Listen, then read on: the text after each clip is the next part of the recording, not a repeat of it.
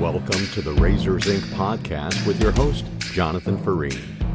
Have you ever put together a meal out of a hodgepodge of ingredients, some leftovers maybe, that somehow came together for a magnificent dish? On the flip side, have you ever had all the ingredients for a Michelin star meal, only to end up with something a little less satisfying? Well, pour yourself a drink, pull up a chair, and hear Jonathan's take on movies, television, and today, what happens when all the ingredients are there, but the end product is hardly what one might have expected. Here's your host, Jonathan Farini. Today, I want to walk through a film that, on paper, had everything going for it, and yet, somehow, it didn't land the way it should have. Just a warning. We're going to go deep into the weeds as writers, not drive-by critics who call out but offer no alternative, but working writers examining what went wrong and how it could have been repaired. The film is Dreamland, released in 2020, starring Margot Robbie. And this is not just a review, it's a dissection. It's about how to examine a film as a writer, a storyteller, and how to understand why something with strong talent, strong visuals, and a compelling premise can still fall short. Because Dreamland is not a bad film. That's important. It's a film that almost works. This is my opinion. And those are the most instructive films of all. Therefore, I wanted to create a podcast about it. Because it's instructional. And I'm a writer. And I want to share with you, particularly all of you who write. Let's start with the basics. Dreamland is set in the Texas Panhandle during the Great Depression. It's the Dust Bowl America, stark landscapes, economic depression. It follows a teenage boy, Eugene Evans, played by Finn Cole, admirably, who is living a constrained small life on a struggling farm with his parents.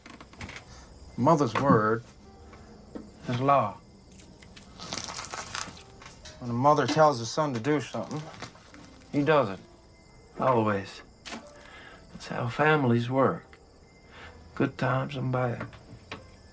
We understand each other? Yeah. Yes, sir. What you got there? Nothing. Do us both a favor. Don't act like you think I'm stupid.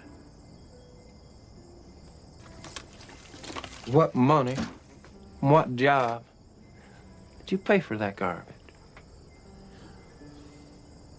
See, your mother may let you off easy, but I can't. There's no room for boys in this family anymore. Think about that. Okay, we've seen stuff like that before. But into the world comes Allison Wells, played by Margot Robbie. She's a fugitive bank robber, wounded, hiding in the family's barn. Don't make a sound. Don't!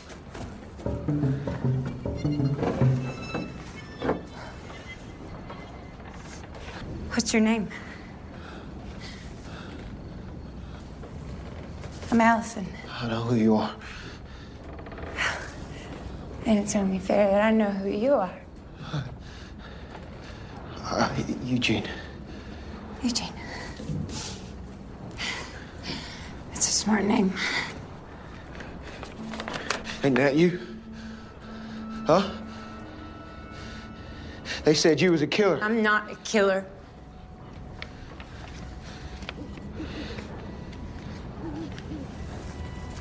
Eugene,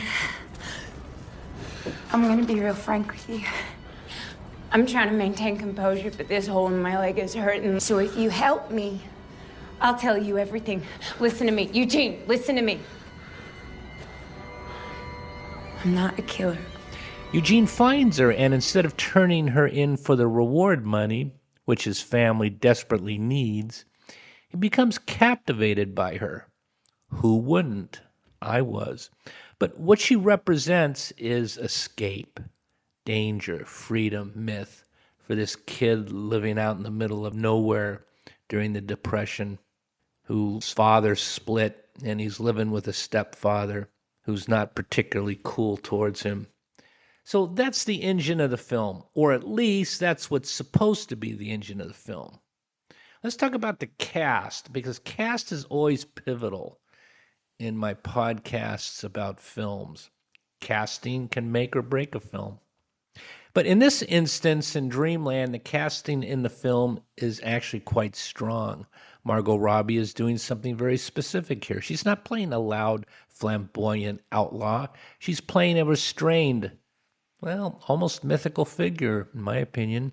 She's less a person and more an idea seen through Eugene's eyes. And that's my personal opinion, putting myself in Eugene's shoes at my age. Finn Cole, the actor, played Eugene, is excellent. He carries the film. His performance is grounded, internal, it's believable. He gives me and you that sense of a young man on the edge of transformation, even if the script doesn't always support that transformation fully. You've also got Travis Fimmel as the father.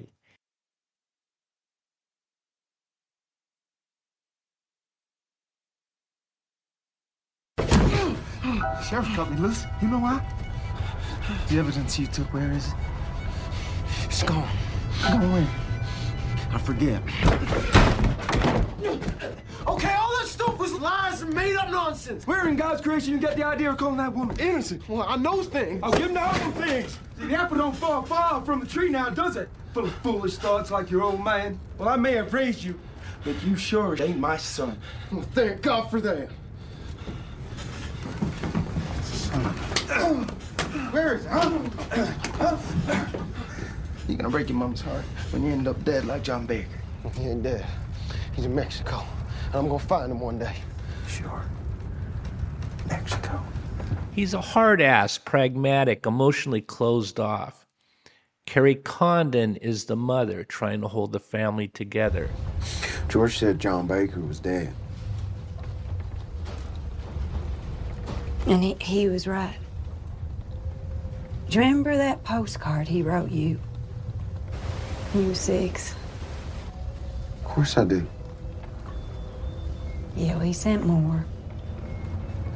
But I burned every one of them after the first. Every month he'd write, and every month each card was worse than the last. They'd be full of talk about God and people and strange things he'd seen, but it was all jumbled up. He was drinking himself to death, and his mind was falling apart. I couldn't let a little boy read what he wrote. I only lied because I love you. You're lying to me now, Mom. No, Eugene, I'm not. After 5 years, the card stopped. And I believe that was because he died. No, you can't be sure of that. You can't. Eugene, A great job by the actress in a small role. And then there's Eugene's friend, Joe Garza, played by an actor named Stephen Din. You know, I thought we was gonna look for that woman today. So I got up, butt crack of dawn, and then you don't even show. Now this. How long have I known you? You said years by my count. Yeah, same by me. And in those years, I've gonna trust you. Okay? And that's why what I'm about to ask might seem unfair, but it could save both our necks. Spit it out. I need your family's truck. For good. I'll send you the money as soon as I get to Mexico. You get stupid on me, Eugene? We are leaving in it next week. What the hell's going on? I can't tell you everything right now, but I've met somebody, and they're gonna pay me $20,000 to get them to Mexico. $20,000, do you believe it? No, Evans, I don't. And even if I did, should I tell you to eat a toad? This is likely the actor you remember if you saw the film as the Native American-looking friend. He has that distinct look, dark features, slightly ambiguous ethnicity, long, beautiful hair, an angular face. He stands out in the film's visual palette, so to speak, as more than handsome. He's beautiful. He grounds Eugene in his local world. He's important not because he drives a plot, because he represents what Eugene is leaving behind. And this character, Joe Garza, was wasted. In this writer's opinion, given that Depression-era small-town time in America, a relationship beyond friendship between these two boys, both handsome, both beautiful, both fragile in their own regard, would have been a fascinating avenue to explore and added creative tension. What a loss. That's my first point. Great job, Stephen Din. Look him up.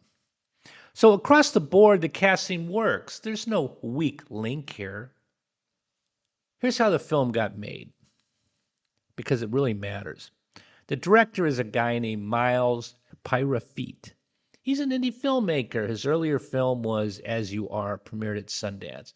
He's part of that tradition of filmmakers who prioritize mood, atmosphere, and character over conventional narrative structure. And maybe that was part of the problem with the story. Because directors, you're telling a story. You're not creating a picture book for a coffee table somewhere. The greatest directors are those that appreciate the word on paper, my opinion. And that's key because the film was also produced by Margot Robbie's company, Lucky Chap Entertainment, which tells you something very important. This wasn't just a job for her. She believed in this project enough to help finance it. And you know something? When an actor, actress writes a check to get a film made, that means something. That means she probably didn't take a salary in lieu of back-end participation. And that's guts. Well done, Margot. This was a passion film for you, and you shined in every scene. How old are you? 25. Uh-huh. You got a girlfriend, Mr. 25? Well, park yourself. I guess I should explain things. I appreciate your caution, kid, but right now, if you wanted, you could break me in two. It's true I robbed that bank, and it wasn't the first. I never killed anybody.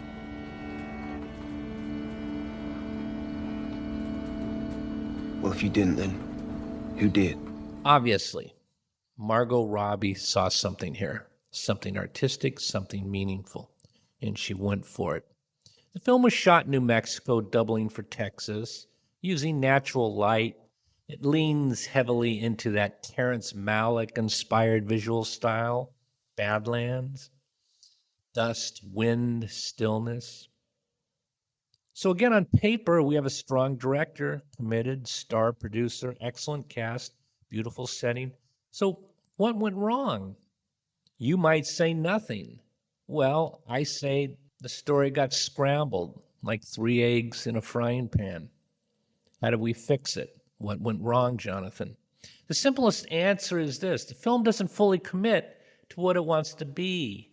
It's trying to be 3 things: a coming-of-age story, an outlaw romance, a poetic Depression-era character study. Haven't we seen those films before? And it never fully becomes any one of them because it's a Herculean task to be all 3 of them. Therein lies the problem. As writers, this is the key lesson. Tone and intent must align with structure. In Dreamland, the tone is quiet, reflective. It's dreamlike. But the story it's telling, boy meets outlaw, moral dilemma, potential betrayal, should have tension. It should have propulsion. But it didn't. Let's compare this to 3 films it clearly draws from. Badlands, Terrence Malick, the director. You have a similar dynamic, a young person drawn into the orbit of a dangerous figure, but that film moves, it escalates. Every scene builds on the last. One day, while taking a look at some vistas in Dad's stereopticon, it hit me that I was just this little girl, born in Texas, whose father was a sign painter, who who had only just so many years to live. It sent a chill down my spine, and I thought, where would I be this very moment if Kid had never met me or killed anybody this very moment? There's a clear trajectory from fascination to destruction. In Dreamland, the relationship between Eugene and Allison never fully escalates. It stays, it's observational. My God, you had this young, impressionable boy and this outlaw woman. You can just take that relationship in so many different avenues. That would have been fascinating. I don't have time to do it for you here, but have fun doing it yourself. Second movie, Days of Heaven. That film is also poetic. It's also visually stunning, set in rural historical landscape, but it has a strong dramatic engine of deception, jealousy, and the consequences. They told everybody they were brother and sister. My brother didn't want nobody to know. You know how people are. You tell them something, they start talking. The beauty is supported by tension. Remember, tension. We had tension between the outlaw woman and the young boy, and we had the tension between the young boy and his friend, didn't we? Were they completely flushed out? In my opinion, no. Dreamland has the beauty, but not enough tension to sustain it. Get it? Third movie, Bonnie and Clyde. That film makes crime feel alive, dangerous, sexy. Good afternoon. This is the Barrow Gang. Now, if everybody will just take it easy, nobody will get hurt.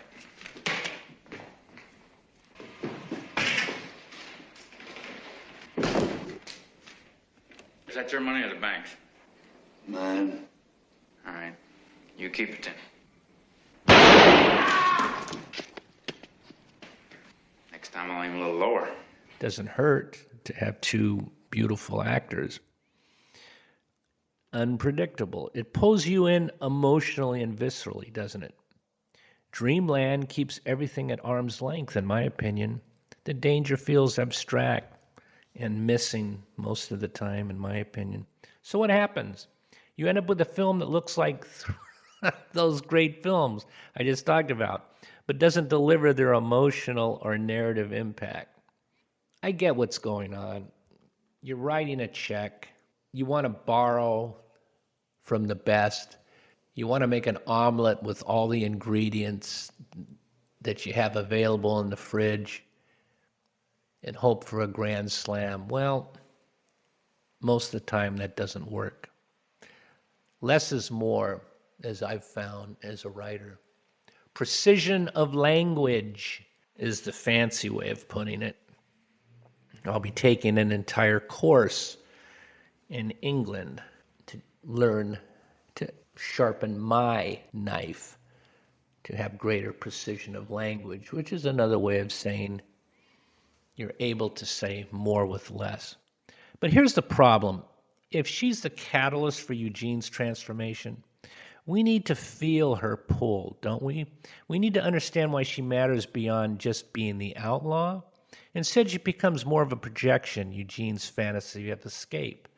Fantasy indeed. She was my fantasy of escape. But to where? And to what? And when that happens, the emotional core of the film weakens. Lost opportunity. Now let's talk about pacing. The film's slow. I think it's deliberately slow. But slow is not the problem. Problem is slow without escalation. You get it? Every scene has to build upon the previous scene, and that can be slow. Every great slow film, Days of Heaven, for example, builds towards something. There's a tightening of tension, even if it's subtle. In Dreamland, the pacing remains consistent, but the stakes don't rise enough. So by the time you reach the ending, it feels muted rather than inevitable. This is a holdup! Everybody kiss the ground! Get Shut down! up! Shut up! Get on the goddamn floor! I don't need you back there, Tim. Get out! Everybody calm down! You can stay. Please, this is a family bank. I'm not fine. We ain't insured. Everybody calm down! Everybody tell them now! Do it. faster you go, the faster we leave. Please hear me. We are not. I hear you. Now hear me. When you open that little safe back there, me and my partner can get out of your hair. Come on! How's it going up there, Allison? Tell them how good it's going, lady. Good, it's going good. That's right, real good, kid. It's going well. It's going okay. Everybody, just do as you're told. Stay down. It's gonna be over before you know it, okay? That'll be all, folks. Allison! Practical factor in all fairness to Dreamland. The film premiered at Tribeca in 2019 and was released in 2020 during COVID. Therefore, a limited theatrical release, mostly video on demand. So no momentum, no word of mouth buildup. That hurt it commercially. But, and this is important, even without COVID, the structural issues would still be there.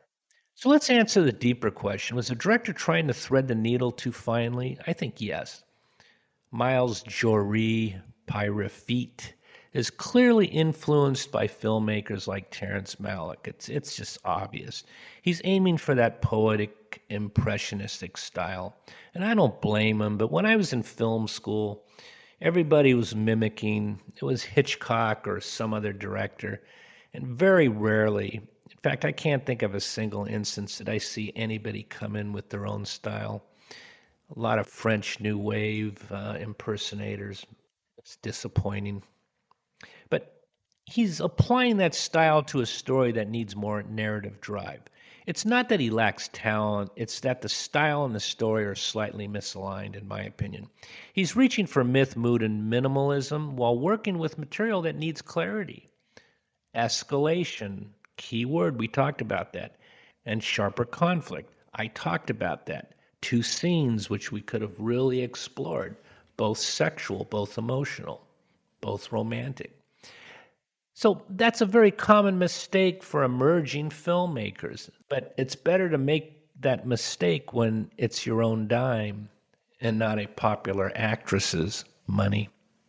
I wonder what the conversation sounded like between producer, executive producer, actress, and director.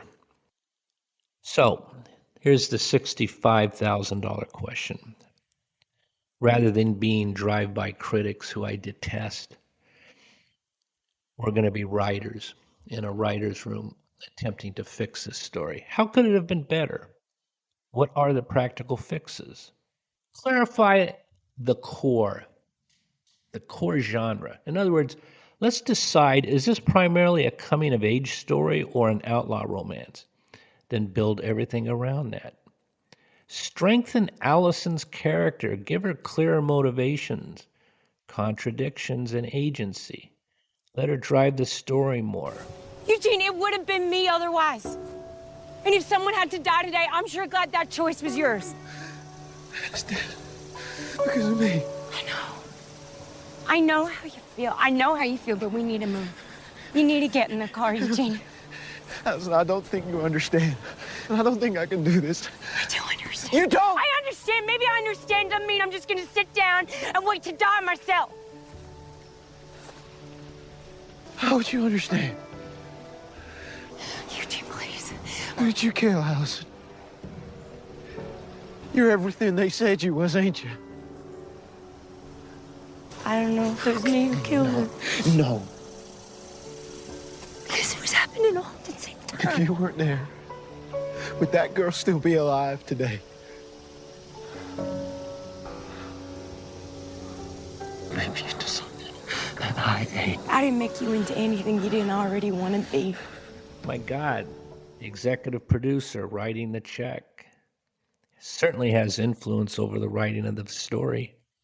Wouldn't you want to take that character you're playing in very vivid and interesting directions? Increase the stakes of the characters earlier. Introduce real consequences sooner. Make Eugene's decision feel dangerous, not just emotional. And escalate the relationship, the bond between Eugene and Allison, and the bond between Eugene and his friend. Because that would intensify, complicate, and fracture over time. deepening the story, and sharpen the ending. The ending should feel like the inevitable result of everything that came before. Remember, we talked about building upon scenes that came before, not just a quiet conclusion. So, what is Dreamland? It's a film with strong casting, a committed lead producer in Margot Robbie, a talented young director, beautiful cinematography, I guess a compelling premise, a premise that's been made before and better, in my opinion. And yet, it lacks the structural clarity and emotional escalation to fully connect with me, and I suspect other informed audiences. Watch the movie for yourself and judge for yourself. Tell me if I'm wrong. Tell me if I'm right. As writers, that's the lesson. Listen, atmosphere is not enough. Influence is not enough. And good intentions are not enough. You need alignment between story, character, tone, structure. And when these things align, you get Badlands, you get Days of Heaven, and you get Bonnie and Clyde. But when they don't, you get something like Dreamland, a film that feels like it should have been big, but falls just short. And it's heartbreaking. And those are the films we learn from most, don't we? Because they show us exactly where the line is between good and great. So in closing, thank you, Margot, for writing that check, for taking a shot, and for giving us an opportunity to study a film in depth. And next time, you're going to get it right, like you do all your roles. Until I see you next time, please leave behind a soft footprint, and class is dismissed. And just to throw in my own 2 cents, I think there were 2 glaring problems that go beyond Jonathan's analysis. First, the name, Dreamland, which by itself sounds more like a fantasy or young adult movie, not the period American drama that it is. And second, I had real issue with the narration throughout the film, which one would swear was Margot Robbie herself. But the words made it clear that it wasn't. But it made you wonder, is Margot Robbie speaking in third person, which made it all the more confusing, if not annoying? And confusing and annoying are hardly the terms one would want associated with their movie. You've been listening to the Razors Inc. podcast with Jonathan Farini. Be sure to check out Jonathan's collection of fiction at jonathanfarini.com. Also, look for Jonathan's latest short story, The Son Who Came Home Last, a story that spans generations as well as continents. The Son Who Came Home Last is the featured fiction story in this month's issue of Borderless. Look for it at borderlessjournal.com or at jonathanfarini.com. You can also drop an email anytime to razorsincpodcast@gmail.com.